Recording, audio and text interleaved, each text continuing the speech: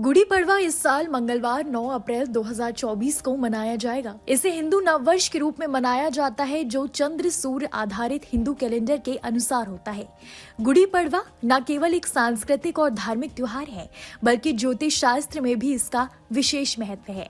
ये न केवल हिंदू नववर्ष की शुरुआत का प्रतीक है, बल्कि ग्रहों की चाल के आधार पर ये साल के लिए शुभता और समृद्धि का भी संकेत देता है। गुड़ी पड़वा हिंदू धर्म में महत्वपूर्ण त्योहारों में से एक है। ये त्योहार महाराष्ट्र राज्य में विशेष रूप से मनाया जाता है, लेकिन देश भर में इसे धूमधाम से मनाया जाता है।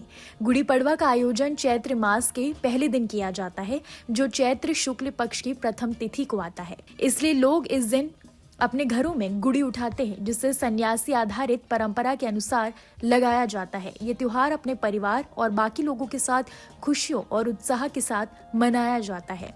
इसे महाराष्ट्र में नववर्ष के रूप में मनाया जाता है। ये कन्नड़ और आंध्र लोगों के लिए उगादि के साथ मेल खाता है। फसल उत्सव की शुरुआत का प्रतीक है। नई शुरुआत और ताजा अवसरों का स्वागत करने का दिन है। गुड़ी पड़वा के दिन ध्वज लगाने का महत्व है। ध्वज लगाने के सही तरीका क्या है, हम आपको बताते हैं। दरअसल गुड़ी पड़वा के दिन अपने घर के साउथ ईस्ट कोने यानी अग्नि कोण में 5 हाथ ऊंचे डंडे में 2.25 हाथ की लाल रंग की ध्वज लगाना चाहिए।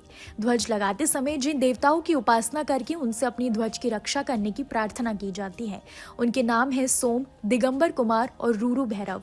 ध्वज लगाने के बाद इन देवताओं का ध्यान करना चाहिए और अपने घर की समृद्धि के लिए प्रार्थना करनी चाहिए। ये ध्वज जीत का प्रतीक माना जाता है।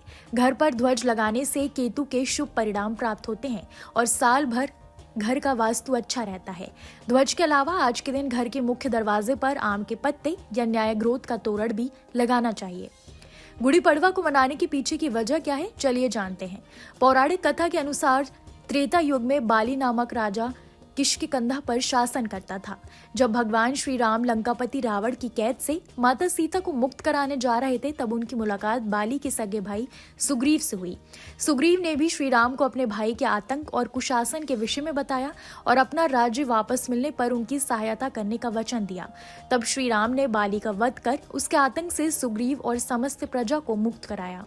उस दिन चैत्र मास के शुक्ल पक्ष की प्रतिपदा तिथि थी। यही कारण है कि इस दिन विशेष रूप से दक्षिण भारत में घरों में विजय पताका फहराया जाता है और गुड़ी पड़वा पर्व को हर्षोल्लास के साथ मनाया जाता है।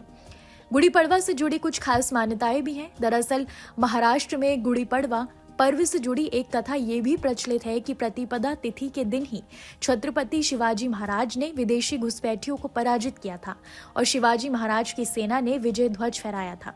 तभी से इस दिन को विजय पर्व के प्रतीक के रूप में मनाया जाता है।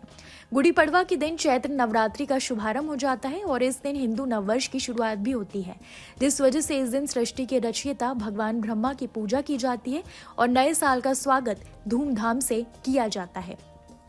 अब ये जानते हैं गुड़ी पड़वा के दिन पूजा पाठ कैसे करें, क्या है सही पूजा विधि।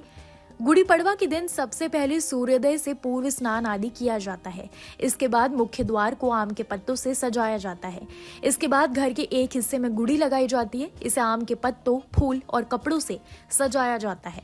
इसके बाद भगवान ब्रह्मा की पूजा की जाती है और गुड़ी फहराते हैं। गुड़ी फहराने के बाद विष्णु जी की विधि विधान से पूजा की जाती है। इस दिन मीठे चावल भी खाए जाते हैं, जिसे शक्कर भात भी कहा जाता है। कैसी लगी आपको हमारी ये जानकारी, हमें कमेंट बॉक्स में जरूर बताएं। बाकी धर्म कर्म से जुड़ी तमाम जानकारियों के लिए सब्सक्राइब कीजिए हमारा डिजिटल चैनल और देखते रहिए न्यूज़ नेशन स्तुति।